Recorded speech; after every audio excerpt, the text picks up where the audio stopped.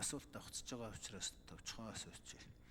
Стратеги ач холбогдол өхий бүтээгдэхүүн хангамж нийлүүлэлтийг дэмжих гэдэг байгаа энэ хуулийн нөхцөл байдал дээр сард бид нар 60 мянган тонн энгийн А92 хэрэглэдэг байсан бол энэ маань өсөөд 80 болоод байгаа.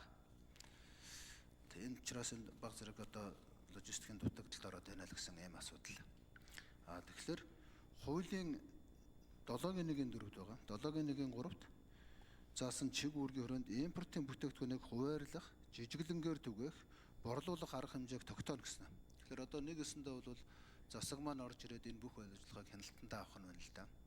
Тэгээ засаг маань орж ирээд энэ хяналтандаа авчиж байгаа тохиолдолд энэ харин логистик түгээлт нь сайжрах уу? Ялангуяа энэ дарга нар орж ирээд түүнийг дагсан хүнд суртал өөртөө болон бусдаа давуу байдал үүсгэх нөхцөл болох юм биш үү? Ер нь энэ зах зээлийн эдийн засгийн нөхцөлийн үед энэ арга зах зээлийн эдийн засгийн энэ тогтолцоо мөн үү гэдэг нэг юм асуулт байна. Хоёрдугаар, Оросын холбооны улсаас энэ хөнгөлтөө үнээр $705 тогтмол гүйлгээр нийлүүлж байгаа энгийн 92 бензин 60 мянган тонноор хязгаарлагдаад нэмэгдүүлэх боломжгүй нөхцөл байдалтай байна. Тэгэхээр хөнгөлөлтгүй үн нь хэдүү? Хөнгөлөлтгүй үнээр авах юм бол энэ дээшээгээ хэмжээ хязгааргүй авч болох юм уу? Энэ тохиолдолд аль ч тохиолдолд эсвэл энэ 60 мянгаар хязгаарлагдчихад байгаа мó гэдэг хоёр дахь асуулт.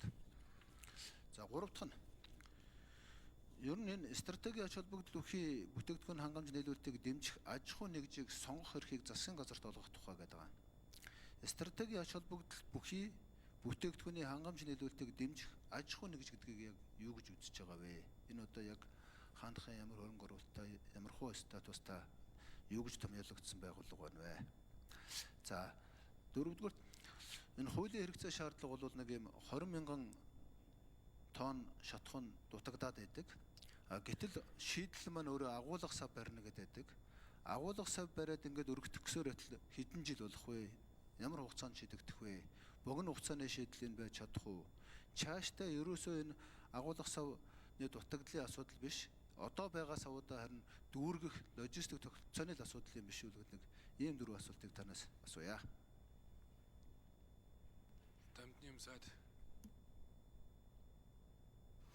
За төвшин гишүүний асуултанд хариулъя. Нэгдүгээр асуулт бол энэ хуваарлалт хязгаарлалт хийх хэмжээтэй холбоотой асуудал дээр за нэг ийм асуудал үүсэж байгаа. Улсын хэмжээнд 1800 орчим шатхуун түгээх станц байна. Улаанбаатар хотод 280 орчим шатхуун түгээх станц байна.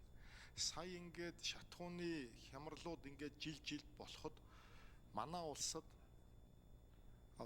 бид аль шатхуун түгээх станцад хэдий хэмжээний ямар бүтээгдэхүүн байгаагаа мэдхэд туйлын хүндрэлтэй байна. Зарим шатхуун түгээх станцууд байгаа мөртлөөсөө зарахгүй байна. Ямар шалтгаанаарыг нь мэдэхгүй.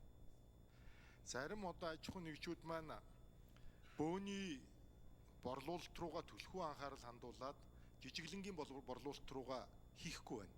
Сая бол жишээ нь ямар гажиг үүсчихэж байгаа вэ гэхээр сая 4 хоногийн хугацаанд засагдаад дуусч байгаа энэ дизель түлштэй холбоотой асуудал дээр ямар асуудал үүсэж эхэлж байна гэхээр бөөний үнэ нь 3800. Жижиглэнгийн үнэ нь 3160. Бөөний хэрэглээ нь манай улсын нийт хэрэглээний 60 гаруй хувь. Жижиглэнгийн хэрэглээ буюу иргэдийн хэрэглээ 30 орчим хувь. Ингэнгүүт бас шатхууны асуудал хүндрэх гээд байна гэдэг нэг юм зарим сошиал ойлголтоос шалтгаалаад аж ахуй нэгжүүд маань их хэмжээгээр нөөцлөөд иргэдэд олдох байгаад эхэлж байгаа. Нөгөө сумдуудад очих байгаад эхэлж байгаа юм. Энэ үед яах вэ? Зах зээлд нь найдад орхих уу? Болооч энэ хуваарлалтай бас зохицуулаач гэдэг юм хийх үү? Тэгэхээр энэ улсын хэмжээнд байгаа бүх шатхуун түгээх станцууд дээр мэдрэгч тийм бүтэн системүүд байдаг юм байна л. Харж идэг хаана байгаа юм байхгүй. Нөөцөө яаж удирдах юм? Одоо бол утсаар ярьдаг хүн явуулдаг мензуркаар хэмждэг юм л ажил. Хүний хүчээр дийлэхээс өнгөрчөөд байна. Цахим систем оруулж ирээ. Цахим удирдлагын тогтолцоонд шилжүүлъя л гэж. За гол нөхцөл нь хизээ төр орж ирэх вэ гэвэл импортын хэмжээ 50%-аас доош унвал төр хуваарлалт зохицуулалтын дээр нь оролцсноо л гэсэн ийм л зохицуулттай. За ийм төрлийн зохицуултыг бол бас энэ либерал эдийн засгийн орнууд бол бүгдээрээ л бас өөрсдөө үйлдвэрлэдэггүй ийм орнууд бол хийдэг юм бэл. Шатхуун бол стратегийн одоо тийм бүтээгдэхүүн учраас бид бол энэ дээр бас онцгой анхаарах хэрэгтэй юм билээ. За Оросын холбооны усаас орж ирэх 60 мянган тонн бол хатуу тогтцсон одоо үн байдаг 705. За энээс дээш хэмжээг бол хамаагүй хязгааргүй аваачаал гэт. Хүссэн хэмжээнд чи өгнө. Энэ нь бол тухайн үеийн зах зээлийн үнээсээ хамаарна гэж. Заримдаа 800 гаруй доллар байна. За одоо бол эн чинь нэг хэдтэй байна да. 800 орчим доллар л байгаа да. Евро стандартын. Ийм л Төвшин гишүүн тодруулна. За дөрвөн асуултын нэгэнд л хариуллаа. Тэгээд цаашаа дахиж тодруулаад хариулахыг хүсье танд гүшүүнэ. Зүгээр ер нь бол ингэж л байна л да. Шатхууны хэмжээг бид нар мэдхээсээ илүү энэ импортын хэмжээ 50-аас доош унуул гэдэг байгаа. Авах арга хэмжээ маань импортын хэмжээг 50-аас доош унгахгүй л байх нь одоо төрийн арга хэмжээ учраас энэ асуудлаа тэгвэл болчихвол яасан. Ер нь импортын хэмжээд доош унчихл юм бол тэр чинь тодорхой хэмжээний тэр бизнесээ хийж байгаа хүмүүс чинь чухал хэсэг лүгөө хуваарлан тэрний хуваарлалтанд одоо төр орох биш. Төрийн оролцох нь импортын хэмжээг 50-аас буулгахгүй байх тухай асуудал бодлогын асуудал юм биш үү гэдэг нэгдүгээр юм санал байна. За хоёрдугаарт ерөөсөө энэ стратегийн ач холбогдлын нийлүүлэлтийг дэмжих аж ахуй нэгжийг төр сонгоно гэдэг нь өөрөө энэ зарчим биш шүү. Яг өнөө маргааштай бид нар тулчаад байгаа 20 мянган тонны шатхууны асуудлаа шийдэх гэх тэгэхээр дунд хугацаанд хэрэгжиж ирэх агуулга барья. Тэгээд тэрийг Монгол банкнаас гаргая гэдэг байгаа чинь цаг Дамжны юм сайд. тийм мэдээж төр бол төвшин гишүүнээ 100% байлгахыг л хүсэн шүү дээ.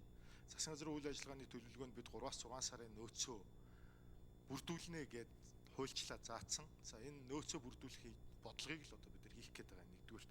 Хоёрдугаарт ямар аж ахуйн нэгжүүд авах гээд байгаа гэвэл энд бүх төрлийн шатхууны импортын тусгай зөвшөөрөлтөй 151 аж ахуйн нэгж байна. Бөөний худалдаа эрхлэх 173 зөвшөөрөлтөй аж ахуйн нэгж байна. Жижиглэнгийн тусгай зөвшөөрөлтөй 180 байна. За үүнээс гадна өнөөдөр л ихэд би 3-4 зөвшөөрлийг өгөөл гаргалаа. Стандарт аюулгүй байдлын норма хангаж байгаа бүх бичиг баримттайнуудад өгч байгаа. Бүгдэд нээлттэй. Барьцаа хөрөнгөө байршуулаад тэгэл одоо энэ банкныхаа шаардлагыг хангаж байвал хинч авч болно шүү дээ. За энэ ямар хугацаанд вэ гэхээр ер нь 1.5-аас 2 жилийн хугацаанд бариад дуусгачнаа л гэж байгаа. Аж ахуйн нэгжүүд бол. Тэгээ дээрэс нь бид нар одоо байгаа саваа бүтэн хэмжээнд их хэмжээгээр захиалж дүүрэх хэрэгтэй байгаа. Аж ахуйн нэгжүүд чинь 1 сарын хэрэглээний нэмийг 12 эргүүл. Нямтаашрын номтой хоёр шүү. За энэ асуудал дээр би нэлээд шүүмжлэлтэй хандаад байгаа юм. Энэ хуулийг батлаа гэд шатхууны үед бид нар хараат байдлаас гарахгүй. Одоо нэг байгаа бодит хараат байдлаас гарах арга зам юу гэхээр газрын тос боловсруулах үйлдвэрээ ашиглалтанд оруулах. Үүний хажуугаар нь газрын тосны тухай хуулиа шинжилээд аж ахуйн нэгж компаниуд нь эрх чөлөөг нь олгоод өөрсдөө дотооддоо нөөц нь байдаг бол олоод олборлоод боловсруулад дотоодынхоо ханган нээлтүүлдэг л хангах нь хамгийн зөв л байгаа юм л да. Нөгөө талаараа ингээд шатхуунтай холбоотой асуудал гэхээр Оросын холбооны улстай нэг харилцааны хандлага одоо юундаа байдгийг нэг өнгөрсөн 100 жилийн хугацаанд нэг Оросууд гэхээр л нэг айдаг, агшдаг, дээрлэхүүлдэг нэг иймэрхүү нэг хандлага одоо ч үргэлжлээд байгаа. Энэ төр нь компаниудад дэмжиж Оросын холбооны улсад нь олборлолт, боловсруулалтын үйл ажиллагааг нь дэмжиж хувь эзэмшиж явах бүрэн болцоот. Энэ асуултыг асуухаас өмнө би Оросын эрх зүйн орчны тухай хуулийг бас уншлаа. Учиргүй хаалттай зүйл ердөөсөө биш шүү дээ. Одоо саяны Евро-Азийн эдийн засгийн хэлтсэрийг бас нэг энэ тэнцүү эрх ашигаа хамгаалсан харилцан ашигтай ажиллах энэ зарчмыг баримтласантай жишгээр энийг нефтийн хувьд нэг юм томоохон бодлого бариул яасан юм бэ? Дамжны юм сайдаа. Дээрээс нь түрүү нэг арц намын дарга цогт гэрэл бас асуугаал байна. Би бол нэг санал нэгтэй баг. Энэ явж